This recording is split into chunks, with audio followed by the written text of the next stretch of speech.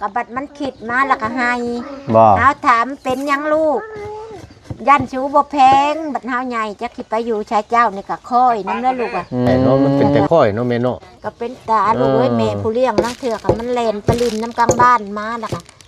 แม่หาอยากถามมึงว้าวคือคนใหญ่นะลูกว้าวน้ำเฮาแม่อย่าอ่ำฮะเด้อบอกความจริงเด้อแม่เจ้าฮะบ่แม่นแม่เฮาบอกแต่คันแม่ว้าวอีหลาอย่าเสียใจเด้อลูกหมู่บอกมันหนาตัวเองนี่อ่ำไว้ว่าเป็นลูกตัวเองยันมันเสียใจแต่ว่าไปลินน้ำมูชำกันละมูว้าวหั่นนะน้อยมาแล้วมาก็ถามแม่บ่ให้ปิดบังเฮาเด้อแม่เฮาอยากถามอีหลาสิถามแม่แล้วบ่ลูกถามว่าเฮานี่แล้วก็บอกลูกอดทนลูกแม่ก็หาอุ้มถ้าว่าคันบ่เลี้ยงอีหลาก็ความจำเป็นแม่คิดเห็นชาติคนบ่ต้องเสียใจลูกได้ทำได้ก็ชื่อแต่ว่าจักที่ว่าได้เนาะก็บ่จักแนวอดเก่าเด้อนางเด้อนี่แหละ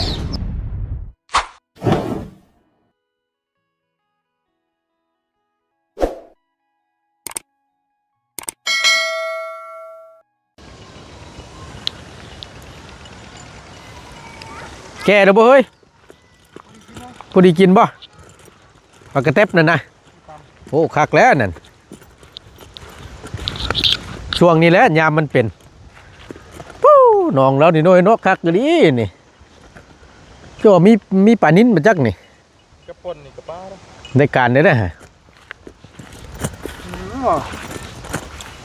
บัดตัวนี้พี่น้องเอ้ยหัวจิงไข่บ่เนี่ยโดยสบายดีบรรยากาศพุ่นเท้าพุ่นมันกระเต็บบ้าทดสอบแล้วบ่กินลายแค่นได้นี่มันจะจำเนาะมันต้องมีตัวแนวตัดไหนดิตัดกินกับน้ำเนพี่น้องไงหมักกระเต็บหรือว่าหมักถั่วเฮเนาะส่วนลายเพื่อนเอิ้นกันกับหมักทั่วเฮแหละมีแต่บ้านโคกนี่แหละเอิ้นหมักกระเต็บกินจ้ะสาเหตุที่เอิ้นหมักกระเต็บเนี่ยเสียงมันลังแต็บนะประมาณนั้นพี่น้องเอ้ยเนาะเอากะพอดีขอบคุณก่อนหน่อยเนาะตั้งมาตูนกับเป่าเงาเบาดีพี่น้องเอ้ยได้มาหาทางน้องเพิ่นคนหนึ่งว่าสั้นซะที่ว่า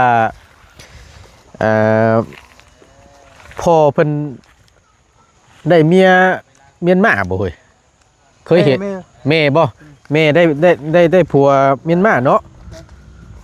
ทางบ่ตูนก็ยังบ่ฮู้ข้อมูลแน่ชัดนั่นนะพอดีทางบอดี้พี่น้องเอ้ยก่อนสิกลับว่าซั่นเมื่อวานนี่ทางน้องเพิ่นได้หาแนวอยากแนวกินเดี๋ยวว่าเป็นกบเป็นเขียดเป็นปูปลาหน้าน้ำว่าซั่นซะเอาไปขายให้ทางบอดี้เพื่อว่าจะได้นำเงินส่วนนั้นไปเฮียนตามที่บอดี้บอกสู่ฟังเนาะแต่ก็เลยถามคร่าวๆเนี่ยเพราะว่าทั้งบอดี้ก็ได้ถามเบื้องต้นน้ำแน่แล้วก็ว่าเป็นลูกครึ่งว่าซั่นอันนี้โมเมนต์ลูกครึ่งไทยลาวพี่น้องเป็นลูกครึ่งลาวพม่าเนาะหรือว่าเมียนมานะพี่น้องมีลูกน้ำกันว่าซั่นแต่ว่าคือจังว่าทั้งแม่บอกหรือว่าทั้งพ่อที่ว่าเกิดอุบัติเหตุรถชนและเสียชีวิตและบัดนี้ทางเราเองนี่ก็กลับไปประเทศว่าซั่นเนาะกลับไปประเทศพม่าพุ่นแหละแต่ยังเดือแต่ลูกว่าซั่นอยู่น้ำป้าน้ำลุงว่าซั่นอยู่น้ำพ่อเฒ่าแม่เฒ่าทางบ่ตนก็ได้ถือโอกาสเข้ามาเยี่ยมยามถามข่าวเพิ่งว่าเป็นแบบใดพี่น้องเอ้ยแต่ดูตนตรงที่ว่าตั้งน้องเป็นกำพร้านี่แหละพี่น้องเนาะแต่ก็อยากหากินไปขายเพื่อได้เงินและไปเฮียนว่าง่ายๆก็หาเงินส่งตัวเองเฮียนนะพี่น้องเนาะกราบสบายดีและสวัสดีเด้อพี่น้องเด้อสบายดีกันเบิดสุขสุคนเนาะ ผ บเจอกันกับบ่ตูนในคลิปนี้กสิพาพี่พี่น้องเข้ามาเบิ่งทั้งอีหล่าเพิ่นเนาะอีกเขตหนึงว่าซั่นซะเนาะอยู่กลางตรงไห้ใต้ตรงนาพี่แหละเป็นไปเป็นมาแบบใดทางบ่ตูนก็ยังบ่ฮู้ดอกพี่น้องก็ได้พากันเข้ามานำกัน3คนเนาะเสียงนี่ก็โอ้โหเจ็บคอพี่น้องไอ้ทางบ่ตูนก็ได้กินน้ำอุ่นเอาน้ำเนมันอากาศมันแปรปรวนมันเย็นคือเว้าแหละเนาะ คือไรกินนี่เป็นยังไงบ้า มันเป็นอะไรเฮ้ยผิดกฎบ่ฮะว่าลบว่าฉันเอาเกลือบ่เฮ้ยเกลือกับปิ้งนัวบ่ไปตำรถนะบ่เนาไปตำรถนะตำไปจ้ะเอาหัวจังไข่ก็มีเอากระลึกเอานี่แล้วเนาะยังบ่ทันลึกบ่ลึกเอานี่แล้วไปเป็นกันนะข่อยก็บ่นะเนาะโดยสบายดีบ่ดีจะก็ได้นะนี่กำขามเกลือปิ้งนัวโอ้นี่บ่จะว่าชุกลำจักเคยบ่ทำหวานบ่เนี่ยเพิ่มบ่เขาว่าหวานกับหวานเครื่องกลางนั่นนี่สิบ่ร้อยปานใดนะความหวานนี่นะคักเนาะเป็นอะไรเนี่ยบ่ดีได้เข้าไปหาน้องเพิ่นโดยก็คุยกับน้องเพิ่นแล้วน้องเพิ่นก็ว่าจาดีอยู่โดยเดี๋ยวเจ้าไปเข้าไปถามดิข่อยสิอธิบายแบบใดข่อยสิเว้าซ้ำนี้ก็แล้วกันน้องเพิ่นนั่นพ่อแล้วหันไปได้เมียพม่าพ่อแล้วนี่เป็นคนลาวเจ้าอยู่บ้านน้ำเพชรนี่แหละไปได้เมียคนพม่าอาจจะไปทำงานนำกันเห็นกันนะแล้วก็บัดนี้นะพ่อหันไปส่งแก๊สโดยน้องเพิ่นเล่าให้ฟังกินนี่ไปส่งแก๊สแล้วแก๊สระเบิดใช่ตายเสียชีวิตแล้วก็แม่โอ้แม่โอ้ตะลายเลยแล้วก็แม่ก็เพิ่นก็ไปทั้งไปทั้งมันเพิ่นก็ไปบ้านเพิ่นนั่นแหละครับบ้านเพิ่นบ้านนี่แม่ป้าไปเอามาเลี้ยงป้ามาเลี้ยงก็อยู่นำแม่ป้าตั้งแต่คุบกบคุบเขียดว่าซั่นตั้งแต่คานหั่นนะยังนี่น้อยอยู่ยังบ่ได้ยังน้องก็บ่จักฮอดพ่อฮอดแม่ซ้ำมาเป็นไผหั่นนะพ่อแม่หนีจากแต่น้อยพุ่นเนาะว่าง่ายๆก็ผู้นึงจากเป็นผู้นึงจากตายคำผ้าคักกะดีตัวนี้แม่เนาะประมาณนั้นแหละโอเคบ่ดีเลยเนาะละเอียดก็ถามน้องเพิ่นตื่มก็ได้เดี๋ยวเข้าไปเบิ่งก่อนเด้อซั่นเด้อโดยเป็นแนวใดพี่น้องเอ้ยโดยไปเดี๋ยวเข้าไปเบิ่งประชุมนำกันพี่น้องเนาะนี่ก็อยู่นำแม่ป้าว่าซั่นเนาะเบิ่งเอาขนมให้เพิ่นก่อนไปเยี่ยมยามถามข่าวเพิ่นก่อนเป็นแนวใดแน่พี่น้องฟังเว้ามากก็เป็นแต่ดูโตนซับเนาะจักสิแม่นคนใดบาดนี่ทางใดอีหล่าเพิ่นน่ะคนใดน้อแม่นบ่นี่น่ะทั้งเจ้าบ่ทั้งเจ้านี่บ่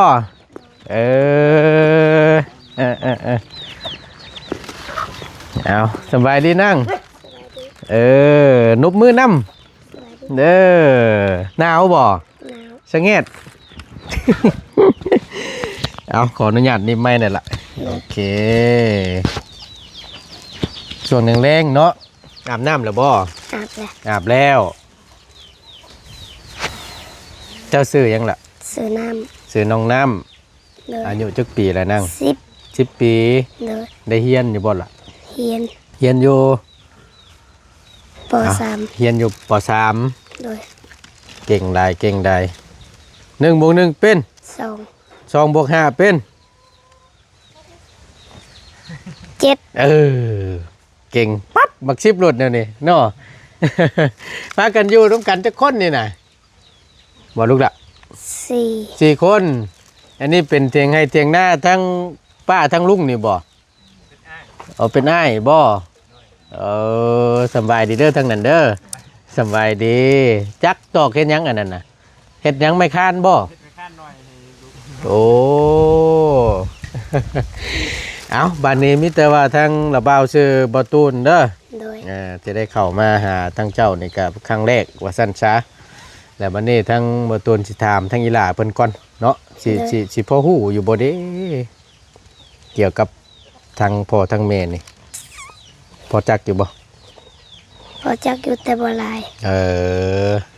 มาตุ้ย ไผน่ะ แม่ แม่เจ้าบ่ โดย เออ แต่บ่เป็นแม่แท้ เหมือนแม่แท้ ๆโดย ๆเอาบัดนี้ไปมาพี่ลูกหละขึ้นมันมาหนานั่งถามทั้งอีนางเพิ่นก่อนบาดนี้เนาะว่าเป็นแนวใดแน่ที่มาที่ไปนั่งนี่ก็ได้ลูกหละยับมานี่โอเคขออนุญาตบาดคำพี่น้องเลยมาบาดนี่ขออนุญาตนั่งนำเคียงข้างนำนี่เด้อน้องน้ำเด้อโมเมนต์น้ำพื้นเซ่เด้อตัวนี้พี่น้องเลยเราบ่าวชื่อดิโดมาฝาก ขอบใจ โดยมันคิดถึงกับซ้ำใช่ไหมพี่น้องเนาะตูนขออนุญาตนั้นชูดขึ้นอีกก่อน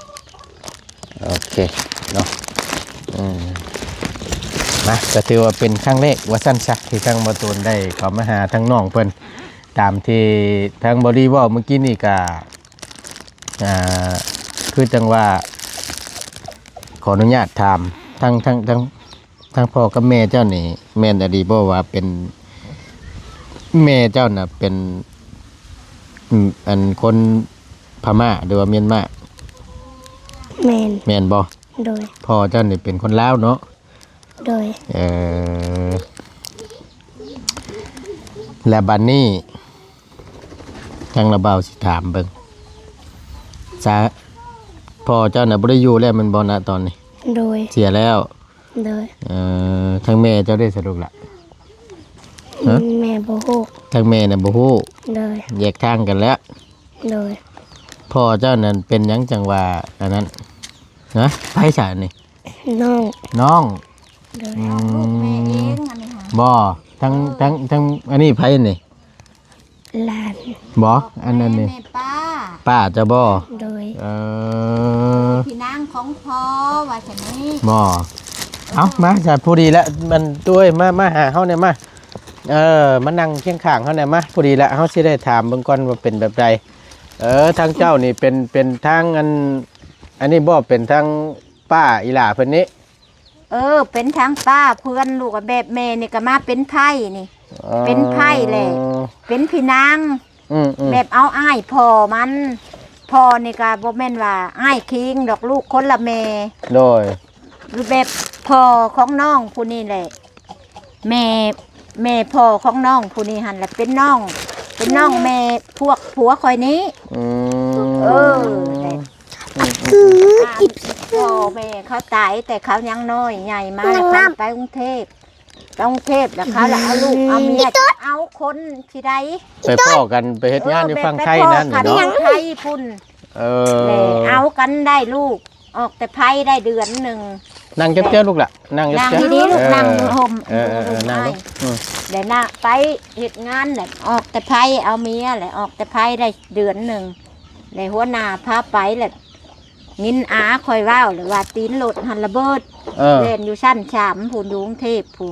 โอ้เสียชีวิตนี่แม่นอยู่อันทางไทยพุ่นนะนี่แม่นบ่ โอ้ยได้เสียชีวิตอยู่พังไทย แต่ป้าของมันนี่ก็ไปคือเดียว2คนเอื้อน้องเขาไปหาเงินมาให้เฮือน โดย บ้านนี่หลังจากผัวตายเลยอันนั้นมันก็บ่ยอมเอาลูกเอาเต้าแล้วมาเอามาให้ป้าให้เอื้อยพ่อของตน แม่ของอีหล่าเพิ่นนี้ แม่น แล้วเพิ่นบ่ยอมเอาลูก บ่ยอมเอาลูก แล้วบัดนี้ล่ะมาส่งให้เจ้าสิบ่ มาชงให้ป้าหาคอยก็ไปกรุงเทพคือเดียว ๆ แล้วมาชงว่าคันพี่บ่เอาแลเด็กคนนี้แหละจักสิไปอยู่ไหน เพิ่นบอกนะ คันแต่ว่าคันหนูเองสิเอาไปเลี้ยงอะมันเป็นลำบากเยอะแยะนะวะและนี่สบายพี่ไปป้าของมันแหละคืออีต้นชาติคนหักป้าผู้เอามาแล้วก็ทิมอีกลูกก็มาทิมให้แม่ความลำบาก มาป้าให้ตั้งแม่ ก็ นี่ ลูกแม่ตะกี้ก็ยังน้อยแบบนี้มาแล้วก็พี่นางเอ้ยเลี้ยงลูกให้เต็งแน่เลี้ยงหลานเต็งแน่เอามาหักเต็งก็ถูกยากแล้วน้องเอ้ยหักเป็นน่าได้เต็งก็สิเลี้ยงคนแม่ก็แต่มันยังน้อยเนาะมาก็จักเดือนทั้งเงินเพิ่นมาป้าให้เจ้าเลี้ยงอีก ได้3 เดือน3 เดือนโอ้ แต่เพิ่นมาป้าให้คอยแล้วก็ลำบากลูกมื้อนี้ก็พอดีหาเงินหาคำได้นะป้าลูกไปแย่หมดดำหมดแดงขายแล้วก็บ่ได้เพียงแล้วลูกเอ้ยได้แต่ชื่อหมักผิดแป้งนัวแล้วก็นมให้ลูกตัวนี้แหละนี่เลี้ยงเอาลูกแต่บุญคุณชาติเพื่อนชาติโต แม่หาลำบากเท่าใดลูกเอ้ย จักสิว่าแล้วใดเนาะ แล้วบ่จัก มันหนดอันลูกหลานเจ้าของว่าซั่นซะสิปะเฮาก็ปะบ่ได้เนาะ กะแม่น เออ ไอ้นี่ดูสัตว์คนนี่เป็นอันใดก็เลี้ยงว่ะ เออ ป้ามันก็เอามาล่ะก็เพราะแต่ทิมให้เองเบิ่งกับคนตาดำๆเนี่ยเอาแนวใดก็แนวลูกไว้ว่าทุกชำนี่เฮาก็หาเลี้ยงกุ้ง เออ แล้วก็หาหมดดำหมดแดงกบเขียดนี่คือบัดนี้ก็ เออ ขายหวานนี่ก็ไปขายให้อาลี อืม ไปหา ก็ยังว่าเห็นนี่แหละก็จังว่าพากันมาเบิ่งเห็ จะ น มา ทำบ่ เว้า ดี กับพ่อโอ้ยตัวบัดใหญ่มาให้นะกับวัดนี่ลูกเอ้ยสิเอาสิได้เด้ตัวปั่นให้มันบัด เออ คำบัดมันใหญ่หั่นนะลูกใหญ่ก้าหน้าบ้านนะ โดย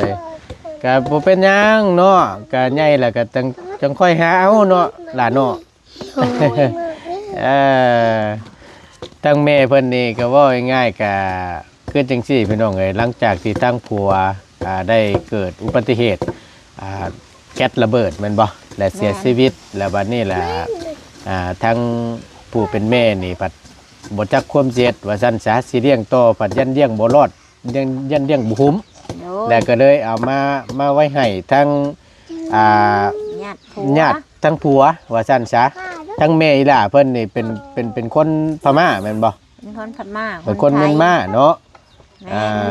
น เฮาก็เคยเห็นเคยได้ยินแต่ว่าลูกครึ่งไทยลาวลูกครึ่งไทยลาวก็ว่าง่ายๆก็คือ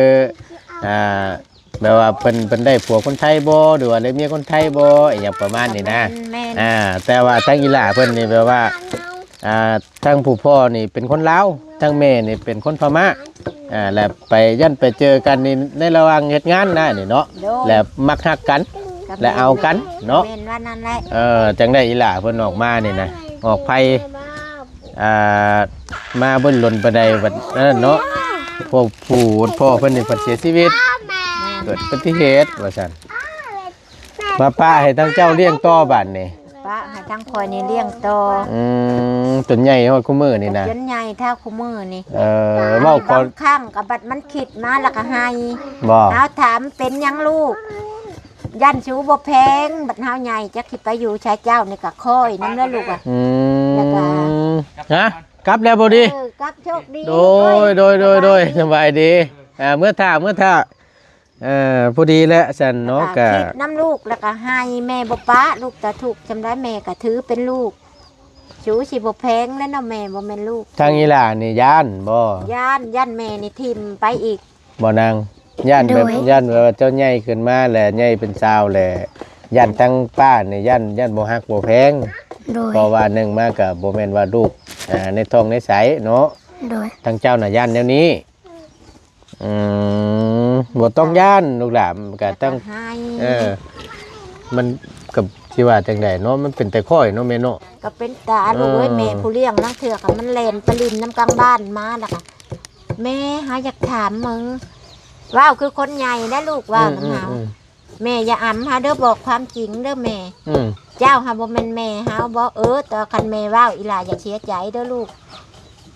หมู่บอกมันหนนาตัวเองนี่อ่ำไว้ว่าเป็นลูกตัวเองยันมันเสียใจ แต่ว่าไปลินน้ำหมูชำกันและหมูว้าวหั่นนะ โดย มาแล้วมาก็ถามแม่บ่ให้ปิดบังเฮาเด้อแม่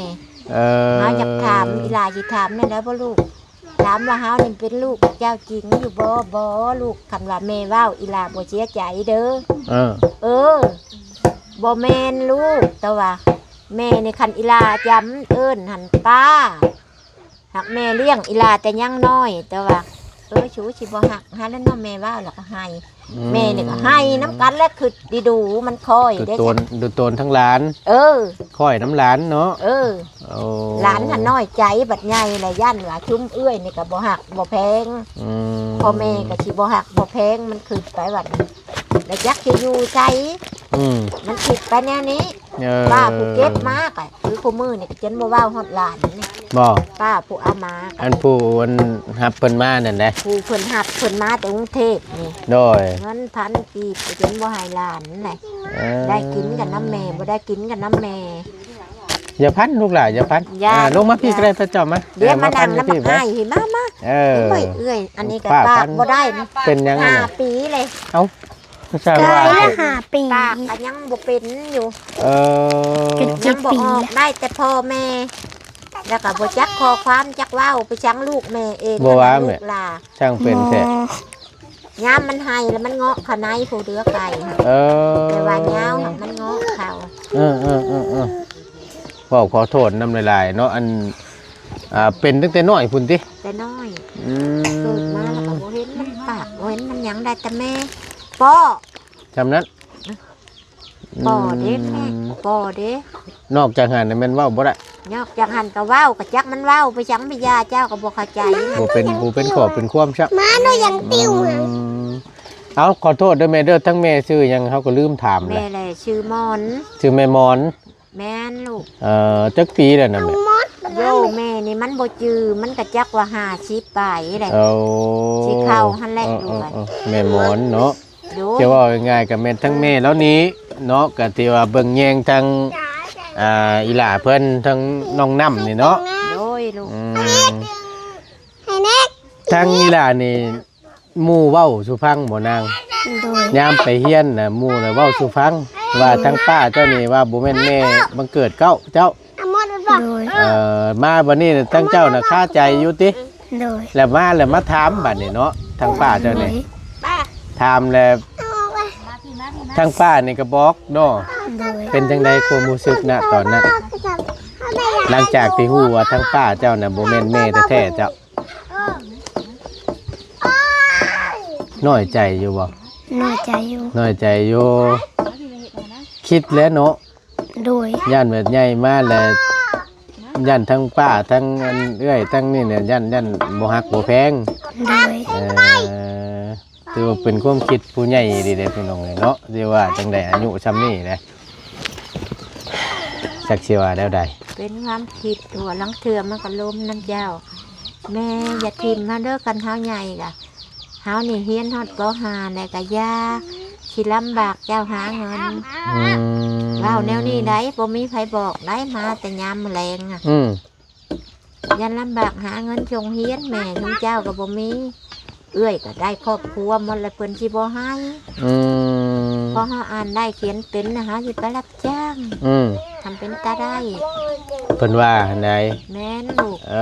หักสิหักแพงเจ้าอยู่แม่เจ้าก็หักบ่เฮาคือเก่าลูกเจ้าคือลูกแม่ในท้องแม่แพงลูกเจ้าว่านี่ก็อยู่เวียกเขาในเฮือนผูกแขนอยู่บ้านหันออกมายันลูกบ่มีหมู่มือคิดฮอดเพิ่นเด้สิคล้องแม่ โอ้ยเนาะตอนนี้เจ้าเฮียนฮอดปอได้ลูกล่ะ พอทราบ เฮียนป .3 หลักๆเลยเจ้าเฮียนกะว่าสิให้ฮอดน้องป .5 แล้วสิออกสิบ่ โดย ย่านทางป้าเจ้านี่ลำบากหาเงินชงเจ้าเฮียน โดย พออ่านได้เขียนออกได้สิออกเนาะ โดย เฮียนนี่ความฝันอยากเป็นอย่างเหนียวอันทั้งเราเอาถามก่อนใจลึกๆเลยนะทหารหมอตำรวจครู่ บ่อยากเป็นอย่างเลยมันเสียเงินหลาย บ่อยากเป็นอย่างมันเสียเงินหลาย โดย บอสถ้าว่าเป็นไปได้นะลูกล่ะ บอกอ้าย ถ้าเป็นไปได้ในความมักของเฮาอะนะเป็นในครูสอนนักเรียนบ่หรือว่าเป็นหมอรักษาคนบ่หรือว่าเป็นตำรวจบ่ทหารบ่ อ จั ยาง ก ซี่ เป็นครู อยากเป็นครู โดย เพราะเหตุใดถึงอยากเป็นครู อยากสอนนักเรียน อยากสอนนักเรียน โดย หักแต่ว่าเนาะว้าวพี่น้องไอ้คำเมื่อกี้นี่บ่อยากเป็นหยังย้อนมันใช้เงินหลายว่าซั่นมันก็แม่นความทั้งนี้แหละเพิ่นเว้าอยู่ดอกเนาะแน่นอนแหละในการทำการเรียนในการทำบ่มีเงินก็เรียนบ่ฮอดจบบ่ถึงคือว่านั่นแหละ แม่นลูกคู่มือนี่ก็บ่ได้หลายแต่ละมื้อมื้อ4,000โอ้ยน้องแม่หาละได้น้อยหมู่ละได้ผู้นั้นได้10ได้5โอ้ยลูกแค่นี้ก็พอ เจ้าไปเรียนแต่ละมื้อจะได้มื้อเท่าไหร่นะ มือสี่ มื้อละ 4,000 กีบ โดย เจ้าไปซื้อหยังจุบฮะ 4,000 กีบเจ้าได้หยังจะซื้อหยังจุบน้ำจุบอยู่บ่น้ำปั่นน้ำหยังนี่ บ่จุบช้ำ โดย ได้หยังสัน4,000ขนมบ่ ได้ขนม ยามกินข้าวกินน้ำได้กินอยู่โรงเรียนบ่ บกินอยู่เฮือน เลิกโรงเรียนมันแล้วมากินอยู่เฮือน โดย กินอิ่มแล้วตอนบ่ายแล้วก็ลงไป โดย มันไกลกันบ่อันเพื่อนอยู่กับโรงเรียนนั่นแหละ ไกลเจอ เดี๋ยวไปเฮ็ดได้กันไปย่างไปบ่ ย่างไป จังแน่หรือเนาะโรงเรียนอยู่ไสนั่นอันอยู่วังเงินโค้งอันนี้บ่ หน้าโรงเรียนนี่บนลูกเคยเข้าบ่บ้านบนเขาตั้งตลาดนี่แวะเข้าบนห้องขีหันแวะเข้าทางบ้านมากับพ่อโรงเรียนก่อนจังเข้าบ้าน บ้านหยังก่อนน้าเพกนี่ หน้าเพกทางแวะหน้าเพกนี่ หันแวะบนมีเฮือนทงฉีหันละแวะเข้ามาทางใต้มือนี่แล้วฮอดทงเฮียนก่อนจังได้เข้าในบ้าน โอ้ทางอีหล่าเฮียนอยู่หั่น กะแมน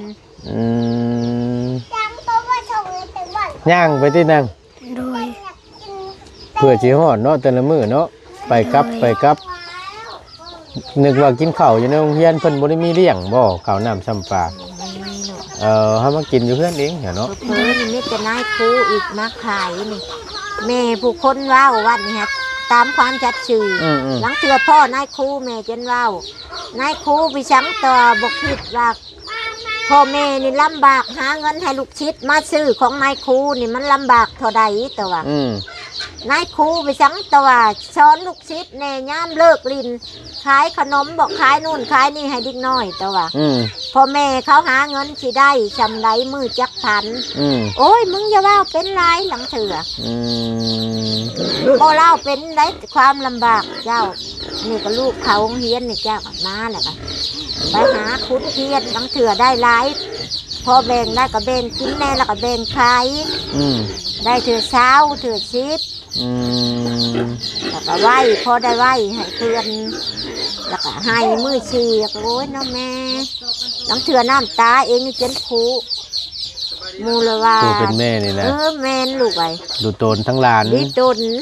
เอาหลานมาเลี้ยงเลยแบบเจ้านี่บ่มีปัญหานะแต่กระบะกระเบาะเนาะ หลังเถื่อไม่ขับเล่าแบบนี้ทนดูโตนทั้งหลานนี่มูลคือได้เงินหลายเอาได้น้อยเดียวเราก็ได้หน่อยแท้เชื่อยังกับบจบว่าเต้แม่นแล้วก็บอกลูกอดทนลูกแม่ก็หาอุ้มเถอะว่าขันโบเลี้ยงอีลากับความจำเป็นแม่คือเห็นชาติคนบ่ต้องเสียใจลูกได้ทำได้ก็ชื่อเถอะว่าสักทีว่าไหนเนาะก็บ่จักแนวอดเก่าเด้อนางเด้อนี่แหละบัดใหญ่มาเลยอย่าลืมเด้อผู้มีพระคุณที่เพิ่นเลี้ยงเจ้าโดยจนใหญ่ก็คือป้าเจ้านี้เด้อให้ฮู้จักบุญคุณใหญ่มาเลยให้เบิ่งให้แยงโดยจะถือว่าเป็นแม่เจ้าผู้หนึงว่าซั่นซะที่เลี้ยงเจ้าใหญ่มาจนฮอดคุมื้อนี้เด้อโดยทุกคนพี่น้องเอ้ยเว้ามาแล้วก็น้ำตาจนใดเอาทั้งระเบ้าก็สิได้อันนี้แหละกลับออกก้อนบานนี่มิเตอร์มื้อหน้าเด้อทั้งระเบ้าสิมาเยี่ยมใหม่โดยชุดนางพงนักเขียนนั่นมีอยู่บ่นางใส่น่ะมีของเก่าแล้วลูกของเก่าคนหายแม่กับมันมีปัญญาแท้กับใหญ่อยู่ลูกเขาเอาลูกเอาผัวหมดเลยลูกแล้วก็ไปอยู่เฮือนลูกเฮือนผัวเพิ่นก็บ่ให้แล้วต่างคนก็ต่างมีครอบมีครัวลูกครอบครัวไปมันเบิดแล้วแม่เองนั่นมาลำบากลูกลาตัวน้อยนี่กับผู้นี้บาดนี้ตอนนี้นะมาลำบากตอนนี้ลูกใหญ่มาลำบากมันหลานเอาจังใดก็สู้ๆคือกันแหละแม่ตั้งเจ้าก็ได้เนาะก็ให้เบิ่งให้แย่งเอาเฮ็ดได้เอามีแต่ระเบ้าสิเอาเงินให้เด้อพอได้จันไปโรงเรียนเด้อนางเด้อสิได้จักมื้อนี่ประมาณจักมื้อประมาณ10 มื้อประมาณ10 มื้อโดย50,000นี่ได้โดยเอาซั่นล่ะเอาไว้อันไปโรงเรียนไว้ให้ตนให้โตไว้ เด้อ โดย ตั้งใจเฮียนนี่เก่ง โดย ๆไปฉันมีแต่ละว่าสิกลับก้อนบาดนี้ไว้มื้อหน้าเด้อ โชคดีเด้อ จังใดก็สู้ๆเป็นกำลังใจให้เด้อ โดย จะดูโตนพี่น้องไอ้ทั้งแม่แล้วก็อีบาปทั้งหลานหลานบ่มีคือหมู่เราก็สุด ใหญ่แล้วบัดพาหลานตกทุกข์ได้ยากลำบาก อยากให้หลานสบายใจกับบ่สบายใจ เชื่อ หลา ว่าน ได้เลย ก็ เนาะ แห้งลำบากว่าคิดไปบ่มีพ่อแม่บัดคิดไปแบบแม่ป้าผู้เลี้ยงก็สิบ่กุ้มแหละ อืม แม่ผู้คิดก็แห้งยันหลานนี่ใจน้อยไปคิดชันๆว่าซะ เนาะ แล้วคิดไปทั่วที่แม่ผู้ ทั้งแม่นี่อยู่น้ำลูกบ่น้ำลูกน้ำเต้านี่แหละเนาะทั้งผัวจะได้ซะอยู่คือกันบ่ ผัวก็อยู่ ใครอยู่หรอกกันซอยกันเบิ่งซอยกันแยงเนาะ ก็แม่น โอเคสันไปสันละมีแต่กลับก่อนเนาะอยู่ดีมีแห้งสบายดีแล้วล่ะเด้อ สบายดี สบายดี มา ขอบใจอ้าย ขออนุญาตเนาะโอเคจะเพ่งพี่น้องเลยไปเนาะนะโอเคพี่น้องเลยเนาะก็ถือว่าเป็นเด็กน้อยเนาะผู้กำพร้าพ่อกำพร้าแม่ว่าสันซาอยู่น้ำกันกับป้าพอได้ทั้งตู้เมแล้วนี่แหละเบิ่งแย่งทั้งอีหล่าเพิ่นตั้งแต่3 เดือนว่าสันจนฮอดสู่มื้อนี้อายุ10 ปีเลยเนาะฮู้จักว่าย่านว่าสันย่านบัดใหญ่มาแล้วย่านทั้งป้าทั้งทั้งป้าทั้งลุงทั้งเอื้อยทั้งอ้ายย่านบ่ฮักบ่แพงว่าสันเนาะเว้ามากับน้ำตาคู่ปึกพี่น้องไอ้แต่ดูโตนสิว่าได้เนาะเอาก็สิประมาณนี้เนาะพี่น้องเนาะถ้าว่ามีเวลาทางบ่ตูนก็สิได้มาเยี่ยมมายามถามข่าวเพิ่นอีกอยู่แต่ดูโตนอยู่เฮียนพี่น้องไอ้ทั้งน้องเพิ่นก็ได้เงินไปเฮียนมื้อละ 4,000 กีบว่าซั่นน้ำจองหนึงก็บ่พอพี่น้องไอ้เนาะจักสิว่าได้แต่ดูโตนทั้งอีหล่าเพิ่นเอาอยู่ดีมีแห้งเด้อพี่น้องเด้อเนาะพบเจอกันคลิปหน้าสำหรับคลิปนี้เนาะบ่ตูนลาแล้วสำบายดีเด้อพี่น้องเด้อคอยคำลงแรงเนาะบรรยากาศครึ้มซับมื้อนี้ก็ได้โอ้เย็นเยือกๆพี่น้องเอ้ยไปเนาะ